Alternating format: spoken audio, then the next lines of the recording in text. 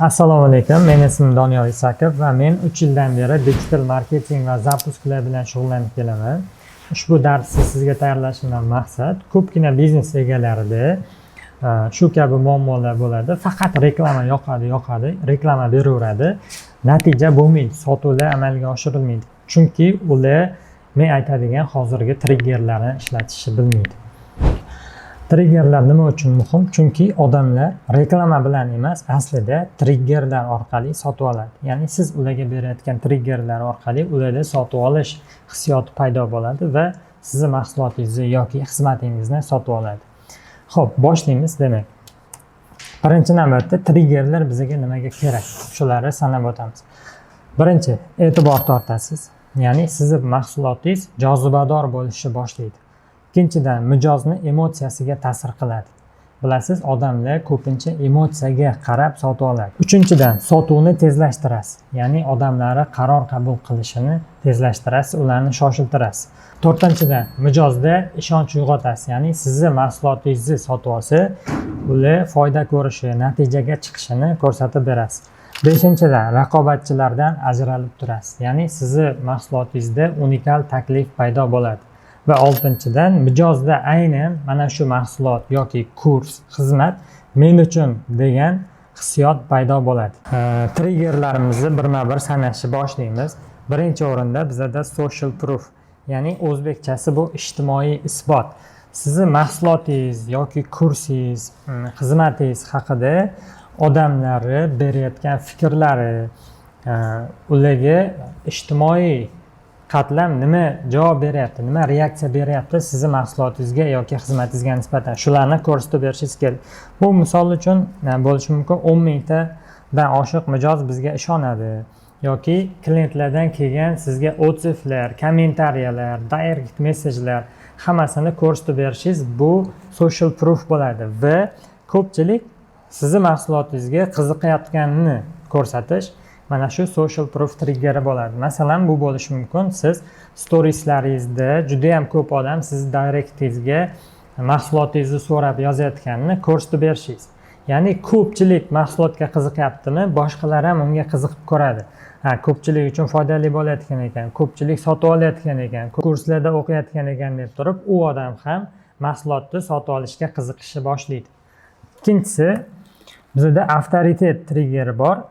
Ya'ni agar buni mutaxassis aytayotgan bo'lsa, demak bu to'g'ri degan fikr bor. Masalan, bu dorini doktor falonchi tavsiya qildi.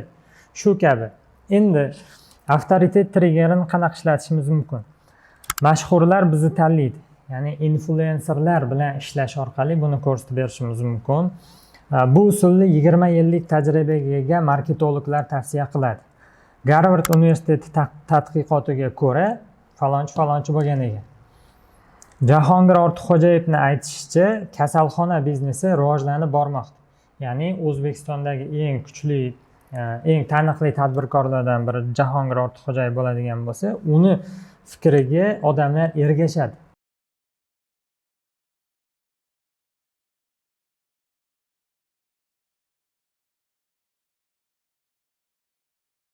Bu avtoritet triggeri hisoblanadi. Uchinchiga o'tamiz.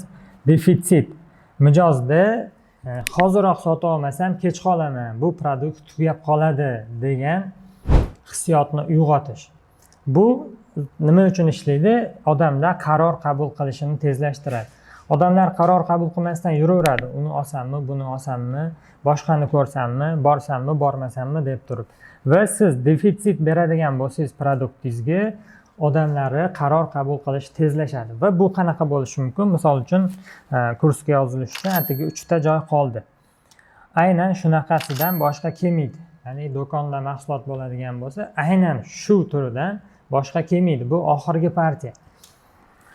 Boshqa bunday narxlarda bo'lmaydi. Ya'ni keyin narx ko'tariladi. Va bu orqali siz odamlarga defitsit berasiz, mahsulot tugab qoladi, bu narxdagi mahsulotlar tugab qoladi degan narsani berib, ularni sotib olishini tezlashtirasiz. To'rtinchi, bizda shoshiltirish. Uchinchiga qaytadigan bo'lsak, bunda defitsit, ya'ni mahsulotni oz qolganini ko'rsatish orqali ularni qaror qabul qilishini tezlashtirish edi. Endi to'rtinchisi bizda shoshiltirish. Ularga vaqt beramiz. Agar hozir xarid qilmasa, bu imkoniyat qolmaydi. Misol uchun, bu taklif 12 soat ichida tugaydi. 30 minut ichida to'laganlarga 30% chegirma bor. Hozir joy band qiladigan bo'lsangiz, X bonusi olasiz, ya'ni qandaydir bonus olasiz kabi odamlarni shoshiltirish. 3 va 4 triggerlar qaror qabul qilishni tezlashtirish uchun ishlaydi. Xo'p, 5-chi foyda va natija. Odamlar sizni mahsulotingizni emas, natija sotib olishni xohlaydi. Ya'ni bu mahsulot sotib olsam nimaga erishaman degan savol o'zida paydo bo'ladi va siz bunga javob berib ketishingiz kerak. Menga bu mahsulotdan nima foyda degan savollarga siz javob berib ketishingiz kerak bo'ladi. Xo'p, buni qanaqa ishlatishimiz mumkin? Bu yerda misollar bor. Kurs orqali 1 oyda rus tilida ravon gaplashing. Ya'ni 1 oyda u ravon gaplashishni o'rganadi. 20 kunda 4 kilogramm vazn tashlang. Ya'ni 4 kilogramm vazn tashiydi, u erishadigan natija. 2 oyda $1000 daromadga chiqing. Hammasi mana natijaga bog'langan. Siz natijani berishingiz kerak. Odamlar sizni produktingizni sotib olib, qanaqa tochkaga boradi, nimaga erishadi, hammasini ko'rsatib berishingiz kerak. Mana ta'mirdan keyin uyingiz 2 barobar qimmat ko'rinadi. Tabassumingiz ko'zni qamashtiradigan bo'ladi. Shu kabi triggerlarni ishlatishingiz kerak bo'ladi. Xo'p, 6-chi bizada og'riq triggeri, pain deydi ingliz tilida. Odamlar og'rib turgan narsasiga pul to'lashni ayamaydi. Ya'ni muammolarni hal qilish uchun har doim odamlar pul to'lashga tayyor bo'ladi. Xo'p, buni qanaqa ishlatishimiz mumkin? Og'riqni yanada kuchaytirib va unga yechim berib. Misol bo'lishi mumkin. Yillardan beri ingliz tilini o'rganasiz, mana. Yillardan beri o'rganib kelyapti, og'riq, lekin gapira olmaydi. Ko'pchilik ingliz tili o'rganadiganlarda shu narsa, reading, listening, writing zo'r bo'ladi, faqat speaking sal qiyinroq bo'ladi. Bu og'riqni yanada ochib berishadi. Reklamaga pul tikasiz, lekin natija yo'q. Reklamaga pul tikib yuraveradi, lekin lidlar keladi, sota olmaydi undan. Natija bo'lmaydi. Bu ham bitta og'riq. Har kuni reels qo'yasiz, lekin obunachi ko'paymaydi. Har kuni reels qo'yadi odamlar va obunachisi ko'paymaydi, reelslari zo'r prosmotr yig'maydi. Bu ham og'riq. Zalga chiqishni boshlaysiz, lekin tashab qo'yaverasiz. Chiqishni boshlaydi, tashab qo'yaveradi. Bu ham og'riq. Og'riqni yoritib, ochib berishingiz kerak va unga yechim. 7-chisi bizada bonus triggeri. Bu ham zo'r ishlaydigan narsa, psixologiyada bor shunaqa. Siz kimgadir nimadir tekinga beradigan bo'lsangiz, kimdir sizga sovg'a bersa yoki siz kimgadir sovg'a bersangiz, sovg'a olgan odam o'zini qarzdordek his qilib qo'yadi. Ya'ni unga qachondir o'sha narsani qaytarmaguncha o'zini noqulay his qilib yuradi. Bu narsa sizda zo'r ishlaydi. Qachon? Misol, odamlar kutmagan narsasini olganda o'zini qadrlangandek his qiladi. Demak, ular kutmayapti, sizdan produkt sotib oldi, qo'shimcha nimadir bonus qo'shib berdingiz. Va u odam sizdan yana sotib olishni xohlaydi, chunki o'zini qarzdordek his qilib qo'yadi. Mahsulotga qo'shimcha qiymat beradi. Mahsulotingiz 10 ta masalan kurs bo'ladigan bo'lsa, siz 2 ta bonus dars qo'shib berdingiz, 12 ta bo'lyapti. Mahsulotingizni qiymatini ko'paytirib beryapti. Nimadir sovg'a oldingiz va unga qaytarishim kerak deb yurasiz. Misol uchun bozorga borib turib, qovun, tarvuz, nimadirlar yoyib sotib o'tirgan bo'lsa, sizga borib turib, borganingizda yeb ko'r deydi. Yeb ko'rasiz, yeb ko'rganingizdan keyin o'zingiz bilmagan holda shu narsani sotib olgingiz keladi. Chunki yeb ko'rganingiz uchun. Sizga yoqmasa ham ko'pchilik holatlarda o'sha narsani sotib olasiz. Chunki yeb qo'ygan bo'lasiz. Albatta bu yerda bitta narsani inobatga olish kerak. Fake bo'lmasligi kerak. Ya'ni yolg'ondan siz shunaqa qilayotganingizni, ularning ishonchiga kirish uchungina shunaqa qilayotganingizni ko'rsatib qo'ymasligingiz kerak. Hammasi chin qalbdan beriladigan bonuslar bo'lishi kerak. Xo'p, 8-chi bizada taqqoslash triggeri. Bu trigger orqali siz mijozga oldin va hozir, ular va biz yoki qimmatroq va arzonroq kabi qarama-qarshi tanlovlarni ko'rsatib, to'g'ri qaror qabul qilishga undaysiz. Endi bu yerda odamlar har doim sotib olayotganda faqat sizni kuzatishmaydi. Instagramda reklama yoqadigan bo'lsangiz, sizga o'xshagan 5-10 tasini ular olib turib solishtirib ko'radi. Va ana shu taqqoslashda siz yengib chiqishingiz kerak. Buning uchun taqqoslash triggerini bilishingiz kerak bo'ladi. Xo'p, endi buni qanaqa ishlatishimiz mumkin? boshqalar berayotgan taklifni o'rganib, ulardan ham kuchli taklif ishlab chiqib. Misol bo'lishi mumkin, boshqalar 7 kunda dizayn qilib beradi. Biz esa 48 soat ichida ishni topshiramiz. Narxlar 2x arzon, 2 barobar arzon, lekin xizmat sifati yaxshiroq.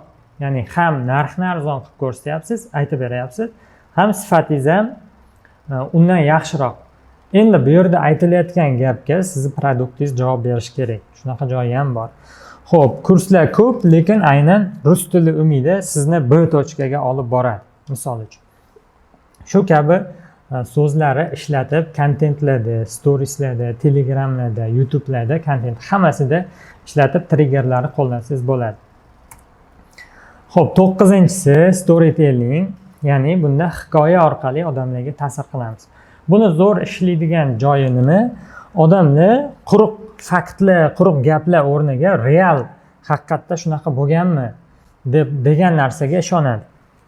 Misol bo'lishi mumkin, bu yerda mijozni hikoyasi. Mijoz aytib berishi mumkin. Sizdan foydalangan odam hayoti qanday o'zgargan? Ya'ni sizni produktingizni sotib olgandan keyin uni hayoti qanaqa o'zgarganini storytelling qilib aytishi mumkin. Ikkinchisi brend yaralishi. Bu o'zingiz brendingizni qanaqa yaratganingizni, odamlarga qanday muammolar duch kelgani va shularni yengib o'tib qanaqa bu brendni yaratganingiz, biznesni boshlaganingizni ko'rsatib bersangiz, odamlarning ishonchi yanada oshadi, sizdan ko'proq sotib olishadi. Qahramon yo'li. Bunda bitta qahramon muammoga uchradi, unga kurashdi va natijaga erishdi. Muammoga uchradi, kurash uchun nima qildi? Sizni produktingizni sotib oldi va u orqali natijaga erishdi. Shu narsalarni ochib ko'rsatib bersangiz bo'ladi. Ikkinchisi kafolat. Eng kuchli trigger bu. Odamlar har doim qo'rquv bo'ladi nimanidir yo'qotishdan. Misol, mahsulot sotib olayotganda pulini va vaqtini yo'qotishdan qo'rqadi. Ko'proq pulni yo'qotishdan qo'rqadi. Ya'ni shu narsani sotib olsam, menga foyda bermay qolsa-chi degan. Bunda mana kafolat bu mijozga xavfsizlik hissini beruvchi marketing vositasi. Ya'ni siz hech nima yo'qotmaysiz, hissini berib ularga qo'rquvlarini yo'q qilish. Bunga misol bo'lishi mumkin, yoqmasa tekin. Kursga keldi, o'qidi, yoqmadi, pul olmadingiz undan yoki olgan pulingizni qaytarib berdingiz. 30 minutda yetkazib bermasak, pitsa bepul. Kursdan natija olmasangiz 100% to'lovingiz qaytariladi yoki yana bepul o'qitamiz. O'quv markazlari uchun, har xil kurslar uchun zo'r ishlaydi. 5 yil yoki 150 ming kilometr kafolat. Ya'ni mashinalarga, hozir Xitoy mashinalari shunaqa kafolat beryapti. 5 yil yoki 150 ming kilometrgacha ular buzilmaydi degan narsani beryapti. Bunda odamlar ko'p qo'rquv bo'ladi. Buzilib qolsa, zapchasti qimmat, mashinani qanaqa tuzataman, usta qimmat bo'ladi degan qo'rquvlarini yopib, siz kafolat beryapsiz. Mahsulotingizga xuddi shu kabi kafolatlar bera olishingiz kerak bo'ladi. E'tiboringiz uchun rahmat. Bugunga gaplashmoqchi bo'lgan, o'rgatmoqchi bo'lgan triggerlarim mana shulardan iborat edi. Bizni kuzatishda davom eting. Sog' bo'ling, omon bo'ling.